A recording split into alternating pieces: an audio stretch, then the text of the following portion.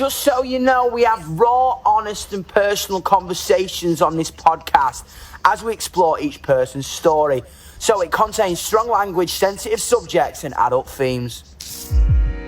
BBC Sounds, music, radio, podcasts. Hello, this is the Youngblood podcast. Turn up the volume! Each week I talk to one of you at home about something that's going on in your life. This is a space for no shame and no judgment. It's just us having a chat. How you all doing? I hope you're well. Here in England, we've been back in lockdown 2.0 for a little while. I'm still in my underpants. Lol. Stay strong, all of you. I'm thinking about you all. This week, I'm talking to Billie-Jo, sick name. She's 18 from West Brom. Billie-Jo has been a carer for her parents and her brother since she was 5 years old.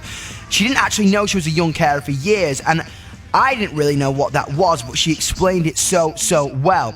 She wants to raise awareness for young carers because it's something that can be so isolating and stressful and leave a lot of people feeling lonely and confused. She's also trained to be a car mechanic, which is so punk. Here we go, turn up that volume.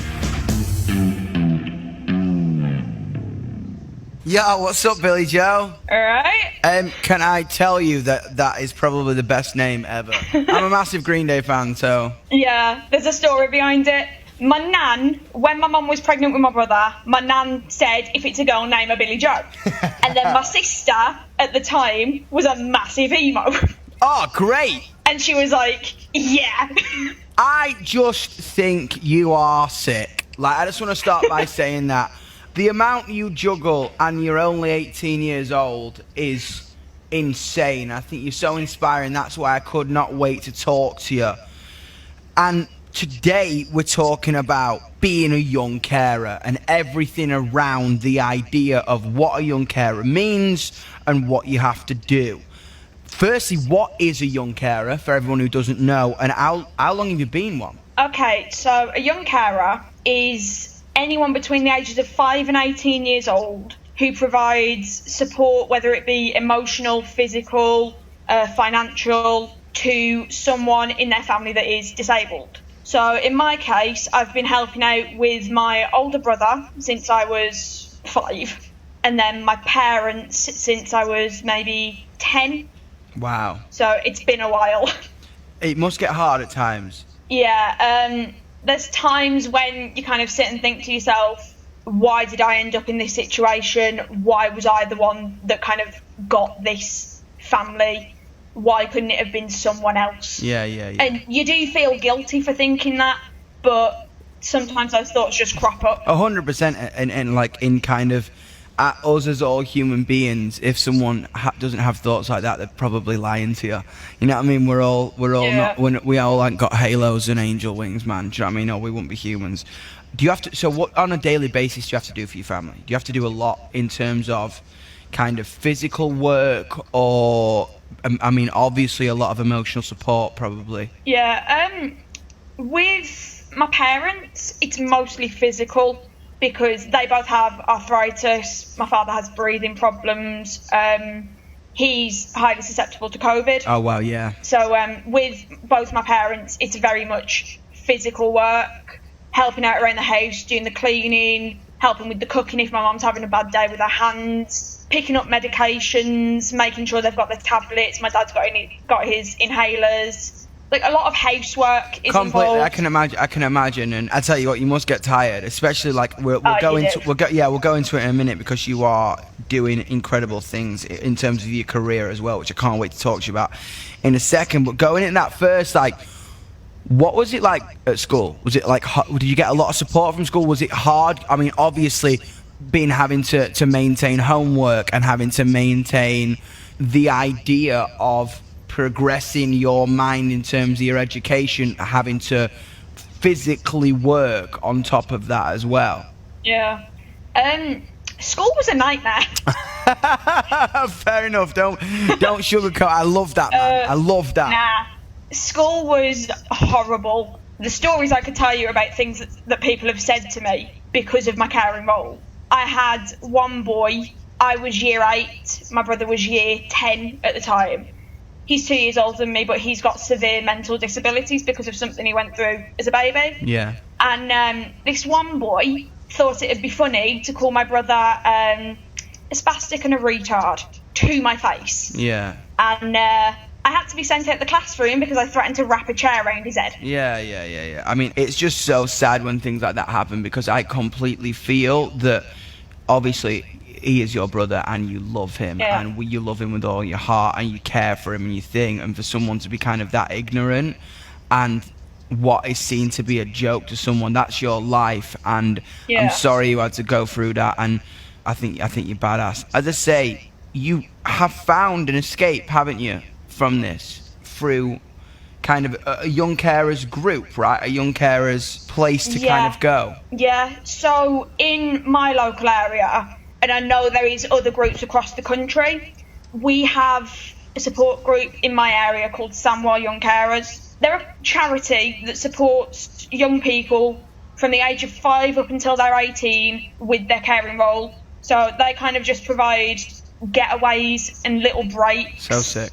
I didn't find them until I was 14 years old. Oh, wow. And by that point, like, you've been doing it for so long, you're kind of coping on your own already, but it's nice just to have that little extra support on the side. To be a bit of a kid as well. Do you know what I'm saying? Yeah. Because, I mean, as someone like you, you have to grow up so quickly, I imagine, and I bet it was amazing to kind of go out and just be able to exist and do stupid stuff and be a bit of an idiot if you want to. Do you know what I mean? And I want to definitely put out there, like, any young carers out there who are struggling, I hope you're like kind of listening right now and find a bit of like comfort in kind of Billie-Jo's story, because there is places to go, and I hope this provides a sense of comfort to you, and a sense of, okay, I'm gonna start looking for a place to go because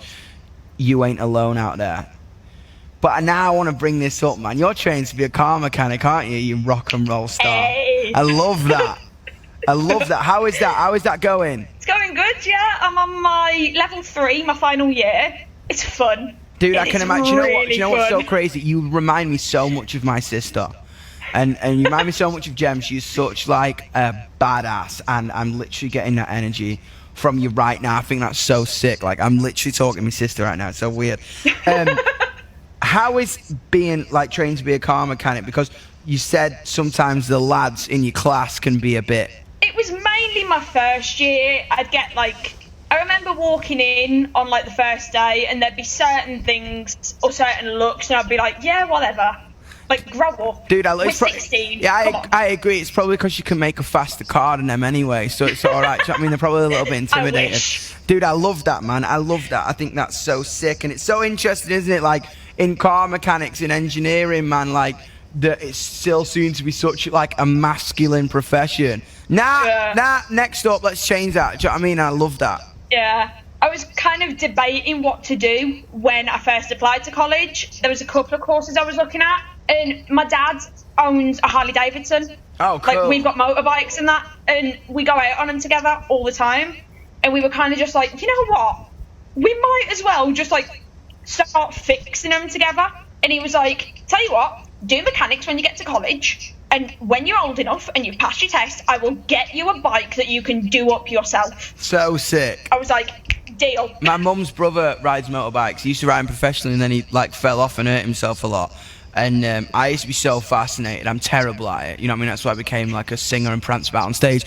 But I thought it was like such an interesting thing, and I think that's so sick that you're the only girl on your mechanics course and you're killing it. I'm the only girl in my class, and I'm like, hi. You moved around schools a lot, right? Yeah, I transferred high schools at the end of year 9 because of the bullying and how bad it was getting. It was getting to the point where I genuinely hated school. I didn't want to go. I used to beg my mum to let me like take days off because I just couldn't stomach the thought of seeing the people that had made my life hell for 3 years. Yeah, I can imagine. When my brother left, when he finished year 11, my mum said, all right, find a school you want to go to, and we'll apply. So that's what we did, and there was a school that had opened literally 2 years before on the high street in my hometown, and we went, all right, you can go there, just be careful, because there was a couple of kids that were coming from the same school as me. Completely, yeah. So I kind of had to learn how to avoid them. Who was going to that school afterwards? Did it get easier? They were more understanding, but I wouldn't say it was easier. Yeah, completely, 100%. Like, it was a school that taught you, like, how to get into the medical careers. So they were very much understanding of what I did. Yeah. But there was still situations where I'd have to explain it over and over and over again, and they just would not listen. I remember having one teacher that would set homework every week, and no matter how many times I'd explain to her, I can't get this done before the deadline, when the deadline came round and it wasn't done, she'd kick off at me in front of the entire class. Yeah. And I'm like, for fuck's sake, I have explained this to you 20 times now. No, I agree, and I think if there's anyone listening from a school kind of, or a committee, or if you're a teacher, or if you are a headmaster or a headmistress or anything, I genuinely please urge you to listen to this story and what Billie-Jo's saying, and please put as many actions to and as many kind of programs into place for young carers so they do get that understanding, because you won't understand, I don't understand, only a young carer will understand what they have to do. A lot of the time, because we miss homework so often, we're labelled the lazy kids or the dumb kids, and it's like, we're not lazy, we're not stupid, we are trying, we just don't have as much time as the other kids do. Dude, completely. We have things that we have to do that these kids don't. If they miss homework, it's probably because they've got things going on themselves, or they're playing their Xbox or something. 100%. We have a genuine reason. I can bring you doctor's notes from my parents' appointments, and they're like, oh, but you should have done it when you had the chance. How's about shut up and listen to me, please? Dude, I'm not being... Oh, I love it, man. I love it. I mean, get it out. I love that. This is what this is for. This is exactly what this podcast is for. Literally, I want people to hear your frustration firsthand, and I want people to hear what you have to say firsthand, because you have a right to be heard. You are a young carer. You're so inspirational to me, and you deserve to kind of have just as much opportunity as anybody else, and we need to change that. So please, if anybody is out there and listening and is a young carer and relates to Billie-Jo, you ain't alone. And if you are a teacher, if you're working in a school, if you think, please understand, please put programs in, please put methods in place to help kids and young people like Billie-Jo, because they are not like everyone else. They cannot be placed in a box. They are doing something extraordinary. Like Billie-Jo, I think you're brilliant. Thank you so much for coming on. I think you're sick, and I hope you get your motorbike, and I hope you're razzing around West Brom and annoying the neighbours. Absolutely. Keeping it's it kind loud. of the whole point. Please give my love to your family, and I would love next time we're in Birmingham or near the Midlands, I would love for you all to come. We'll sort you some tickets out. I'd love to meet you. I think you're really sick, and I think you're really inspirational, man. Cheers. Have you got anything you'd like to say to any other young carers out there, or anybody, before we turn the volume down?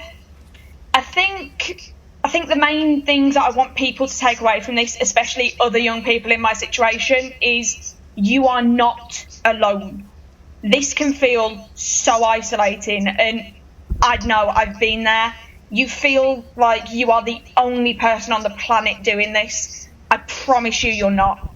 There are people out there that will listen to you, that will support you, that will sit with you through the highs and the lows and have your back no matter what. So sick. And when you find those people, everything brightens up, because I know how this can affect your mental health. It left me in a depression for a while, and when you find the right people, you'll be okay. Yeah, man, I love that. I think that's it. I think be yourself, and the right people will find you. I'm pretty speechless, to be honest. and that is literally rare. So thank you so much. You're brilliant, and I hope you have a great day, and I'll see you soon, okay? Yeah.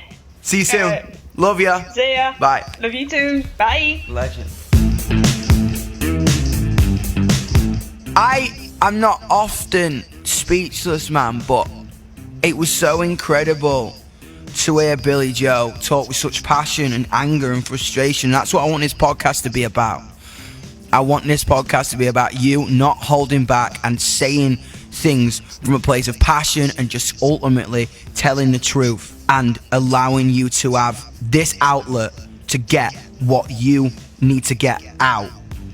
If you happen to care for family or friends, make sure you look after yourself. You are absolutely incredible for what you do. And if you need any more information on this issue, search online for BBC Action Line.